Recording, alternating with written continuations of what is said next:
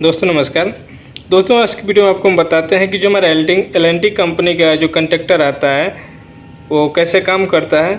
तो इस चलिए दोस्तों बताते हैं इसके बारे में और डिटेल्स इसके देते हैं कि ऑक्सिलरी कंडक्टर क्या होता है और टर्मिनल्स के डिटेल्स देते हैं। तो सबसे पहले देखिए दोस्तों, ये हमारा एल&टी का पावर कंडक्टर यानी कंडक्टर है, फिर पावर कंडक्टर भी इसको बोला जाता है। इसका मॉडल नंबर है यहाँ पे MNX-A1, तो ये इसका मॉडल नंबर है। और ऊपर वाला जो इसका पार्ट होता है इसी को हम ऑक्सिलरी कंडक्ट या फिर आयरन ब्लॉक बोलते हैं। जैसे कि यहाँ पे साइड में देखिए लिखा भी रहता है ऑक्सिलरी कंडक्ट। तो इसमें 2 NO और 2 NC दिया गया रहता है। तो 2 NO और 2 NC 53-54 और यहाँ पे 83-84 जो NO कंडक्ट है, 61-62 71-72 जो है ये NC कंडक्ट है। इसके अलावा यहाँ पे इन साइड में L1 L2 L3 रहता है, आउट साइड में T1 T2 T3 ये इसका मेन हमारा टर्मिनल होता है। और उसके अलावा दोस्तों यहाँ पे नीचे में देखिए इसका पावर टर्मिनल A2 साइड, ये हमारे इस साइड में A2 है और ये अपोजिट साइड में हमारे पे A1 टर्मिनल, यहाँ पे इस साइड में A1 टर्मिनल दिया रहता है। और यहाँ पे वोल्टेज जो कंट्रोल वोल्टेज यानी कॉइल को जो वोल्टेज देना है वो 220 वोल्ट AC पे ये काम करेगा ये कंडक्टर। तो 220 वोल्ट AC का कंडक्टर है। अब 220 वोल्ट AC इसको जो ऑपरेट करने के लिए चाहिए और इसका जो कंट्रोल वोल्टेज मेन वोल्टेज जो है आप इस पर कितना देख सकते हैं वो हम यहाँ पे इस रेटिंग में आप देख सकते हैं। ये इसका जो रेटिंग है 50 से 85 एम्पियर इसका करंट का रेटिंग है। इसके अलावा इनपुट वोल्टेज में आप यहाँ पे 6 से 90 वोल्टेज तक आप इसको दे सकते हैं, उतने पे ये काम कर सकता है। इसके अलावा और भी सारे इसमें रेटिंग दिए गए रहते हैं, लेकिन मेन हमें देखना रहता है कितना करंट मैक्सिमम इसमें दे सकते हैं और कितना वोल्टेज इस पर आप अप्लाई कर सकते हैं। तो एल&टी का यहाँ पे MNX-50 कंडक्टर है और इसका मॉडल नंबर इस पर सारा लिखा हुआ है। तो जो कंडक्टर है वो है हमारा MNX-50 और ये जो आयरन ब्लॉक है यहाँ पे ऑक्सिलरी कंडक्ट है उसका मॉडल नंबर है MNX-A1। तो दोनों का अलग अलग मॉडल नंबर होता है। तो ये था हमारा एल&टी का कंडक्टर जो कि हमारा स्टार्टर पैनल में लगाया जाता है, पैनल माउंटिंग टाइप का होता है।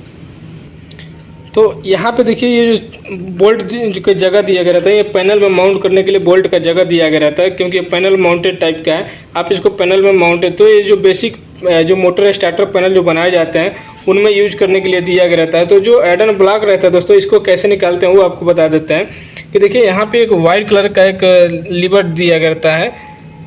तो इस लीवर को आप सबसे पहले आपको ऊपर उठा लेना है। जैसे ऊपर उठाएंगे तो ये फ्री हो जाएगा। ऊपर उठाने के बाद इस आयरन ब्लॉक को या फिर ऑक्सिलरी कंडक्ट को आपको आगे की तरफ ऊपर की तरफ इसको ढकेलना है। ऊपर की तरफ खींचेंगे तो ये हमारा निकल जाएगा। तो ये निकल के हमारा बाहर आ जाता है।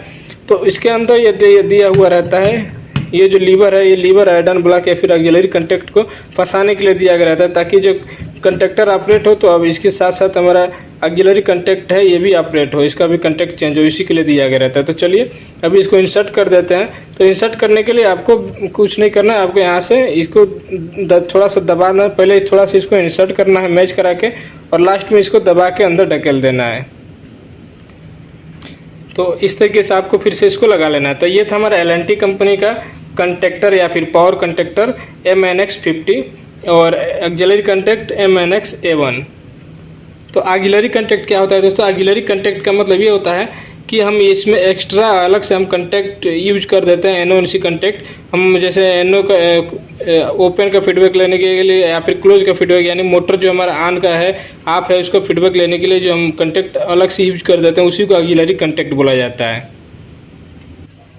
तो दोस्तों ये जो एल&टी का MNX-50 होता है इसके आप साइड में देखेंगे तो यहाँ पे लिखा रहता है कि remove this level and screw for mounting side iron block, यानी आप दोनों साइड में यहाँ पे देखेंगे कि इसी प्रकार से लिखा हुआ है। तो ये किस लिए दिया रहता है कि यहाँ पे देखिए 2 स्क्रू इस साइड भी दिया गया है और 2 स्क्रू इस साइड भी दिया गया रहता है। तो जैसा कि इसके ऊपर जो आयरन ब्लॉक लगा रहता है, ये जो हमारा आयरन ब्लॉक है ये इसके ऊपर साइड लगा हुआ है, लेकिन अगर आपको साइड में भी आयरन ब्लॉक लगाया है उसके लिए प्रोविजन यहाँ पे दिया गया रहता है। अगर साइड वाला भी आयरन ब्लॉक आता है वो साइड में अटैच हो जाता है, दोनों साइड में चाहे तो अटैच कर सकते हैं और ऊपर में भी अटैच कर सकते हैं। तो ये इसमें पहले से ऊपर में दिया हुआ था, लेकिन अगर आपको साइड में आयरन ब्लॉक जो लगाना है आपको साइड वाला, तो उसके लिए आपको कैसे लगाना है, ये जो 2 स्क्रू हैं आपको इसको दोनों स्क्रू को ओपन कर लेना है और ओपन करने के बाद ये जो इसके ऊपर स्टिकर है चिपका हुआ है, जो लेवल लगा हुआ है, इसको आप उखाड़ेंगे तो यहाँ पे जगह दिया गया रहता है उसको चिपकाने के लिए। हम आपको दिखा देते हैं।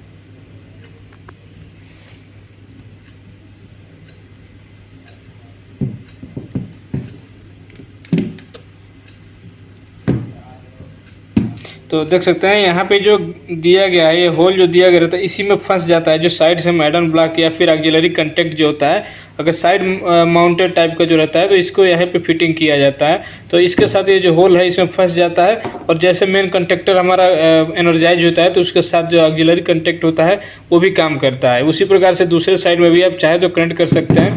और ये जो बोल्ट है दोनों, इस दोनों बोल्ट के जगह पे बड़ा वाला स्क्रू जो आता है उसके साथ इसमें फिक्स भी कर सकते हैं। तो इसीलिए साइड में यहाँ पे स्टिकर दिया गया रहता है। साइड माउंटिंग टाइप का जो आयरन ब्लॉक या फिर ऑक्सिलरी कंडक्ट आता है उसको कनेक्ट करने के लिए। तो ये था दोस्तों हमारा LNT का MNX सीरीज का या फिर MNX 50 का जो वायरिंग कनेक्शन है, कहाँ पे कौन सा वायरिंग किया जाता है उसका बताया हमने।